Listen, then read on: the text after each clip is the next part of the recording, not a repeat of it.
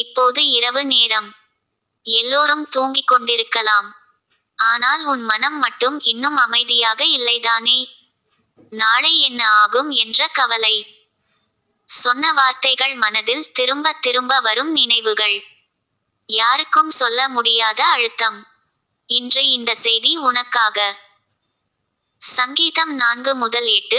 சமாதானத்தோடும் நான் படுத்து உறங்குவேன், நீரே கர்த்தாவே என்னை பாதுகாப்போடிருக்கச் செய்கிறீர். இந்த வசனம் ஒரு சாதாரண வசனம் அல்ல. இது தேவன் கொடுத்த இரவுக்கான வாக்குத்தத்தம்.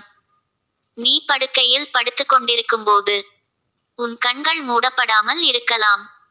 ஆனால் தேவன் உன் அருகில் நின்றிருக்கிறார். உன் இதயத்தின் துடிப்பை அவர் அறிந்திருக்கிறார். உன் மனதில் ஓடும் ஒவ்வொரு பயத்தையும் அவர் அறிவார். நாளை எப்படி சமாளிப்பேன் என்று நீ யோசிக்கிறாய். என் குடும்பம் எப்படி, என் வேலை, என் படிப்பு, என் எதிர்காலம். ஆனால் தேவன் சொல்லுகிறார், இன்று இரவு அமைதியாக தூங்கு. நாளை நான் கவனிக்கிறேன். நீ எல்லாவற்றையும் கட்டுப்படுத்த வேண்டிய அவசியமில்லை. சில விஷயங்களை விடுவிக்க கற்றுக்கொள். அதை தேவனிடம் ஒப்படை. நீ தூங்கும் போது கூட அவர் வேலை செய்து கொண்டிருக்கிறார். நீ அழுத கண்ணீரை அவர் வீணாக்க மாட்டார். நீ அனுபவித்த அவமானத்தை அவர் நினைவில் வைத்திருக்கிறார். நீ கேட்ட ஜெபங்களை அவர் மறக்கவில்லை. இப்போது உன் கைகளை மெதுவாக இணைத்து இதயத்தில் சொல்லிக்கொள், ஆண்டவரே, இன்று நடந்த எல்லாவற்றையும் உமக்கு கொடுக்கிறேன். என் கவலைகளை உமக்கு கொடுக்கிறேன்.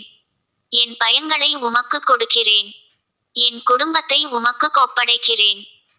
இந்த இரவு உமது சமாதானம் என் வீட்டை நிரப்பட்டும். இப்போது ஆழமாக மூச்சை இழுத்துக்கொள். மெதுவாக விடு. தேவன் உன் அருகில் இருக்கிறார்.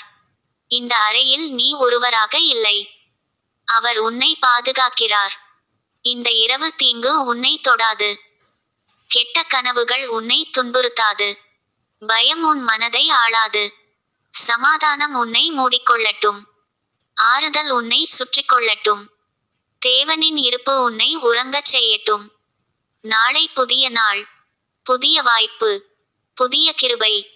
இன்று இரவு அமைதியாக தூங்கு. தேவன் கவனித்துக் கொள்கிறார். இந்த செய்தி உன் மனதுக்கு அமைதி கொடுத்தால் ஆமேன் என்று கமெண்ட் செய்யுங்கள். இந்த வீடியோவை இரவில் கவலைப்படுகிற ஒருவருக்கு ஷேர் செய்யுங்கள். நீ பாதுகாப்பில் இருக்கிறாய். இன்று இரவு நீ அமைதியாக தூங்குவாய். ஆமேன்.